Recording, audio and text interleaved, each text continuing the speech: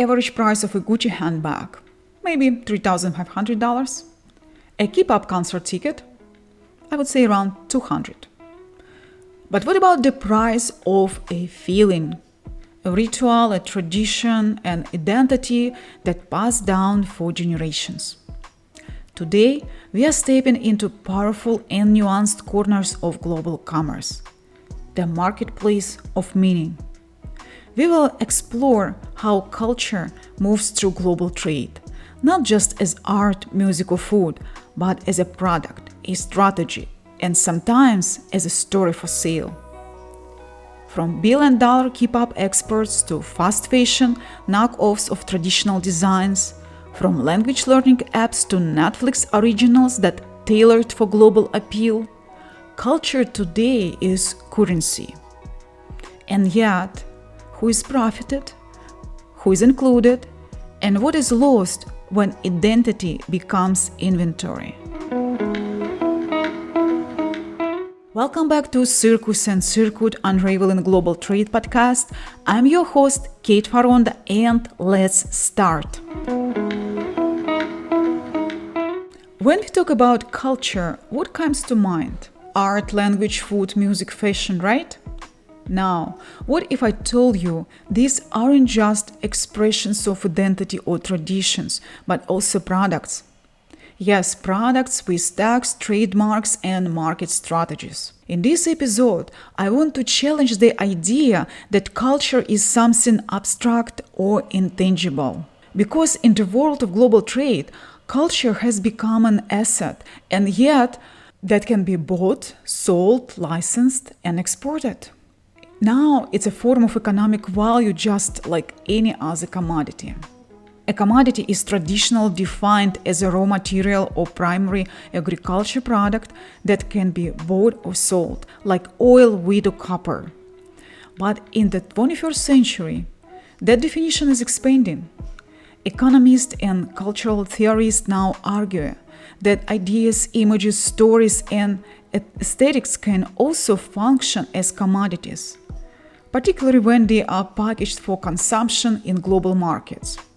And we see this everywhere. Think about how a country like South Korea has built an entire economy strategy around cultural export. This phenomenon, known as the Korean wave, had promoted Korean pop music, dramas, beauty products, and gastronomy into global markets. In fact, according to the Korea Foundation for International Cultural Exchange, cultural export from South Korea exceeded $12.4 billion in 2022, surpassing exports of home appliances and steel. And this is right. Blackpink are now bigger economic export than washing machine. And what about language? Apps like Duolingo, Rosetta Stone, or Babbel have turned the process of learning a language into a product that we can experience. You are not just learning Spanish or Japanese, you are consuming a product that packages linguistic heritage into digestible, gamifiable lessons. These platforms now generate hundreds of millions of dollars annually and are traded on stock exchanges. So yes, language, which is deeply personal and cultural artifact, it also now a monetizable asset.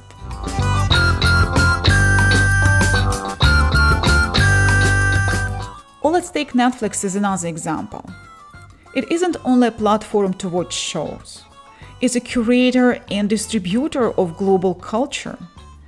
The South Korean drama Squid Game, released in September 2021, became a worldwide phenomenon.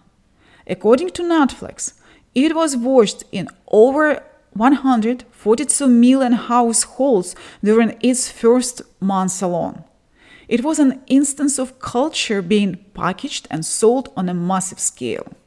And then there's a Disney, one of the clearest examples of culture as a multi-billion-dollar business. Through movies, merchandise, theme parks, and licensing deals, Disney sells not just products, but nostalgia, ideas, and cultural norms. According to License Global, Disney holds over 50% of the global character licensing market.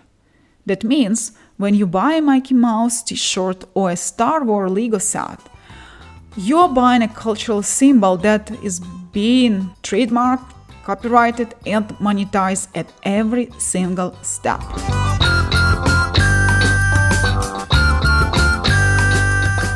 But here is the thing. Commodifying culture is not inherently good or bad. It's a reality of how the global economy functions today. It opens up markets, creates jobs, and helps countries expand their influence without military power or political pressure. At the same time, it raises big questions about authenticity, ownership, and fairness. Questions I will tackle in later sections today. So, as we move deeper, I invite you to look at culture beyond an expression of who we are. Look at a culture as a currency, one that circulates through trade agreements, streaming platforms, tourism packages, and digital downloads.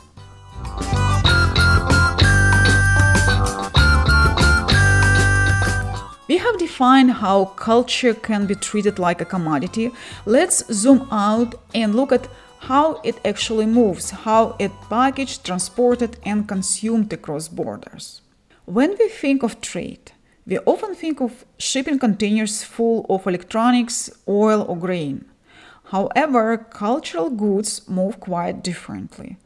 Culture doesn't always need a ship or a custom broker. It travels through music streaming platforms, tourism ads, fashion trends, movies, and memes. And in many cases, it travels faster, deeper, and with more emotional power than any physical product.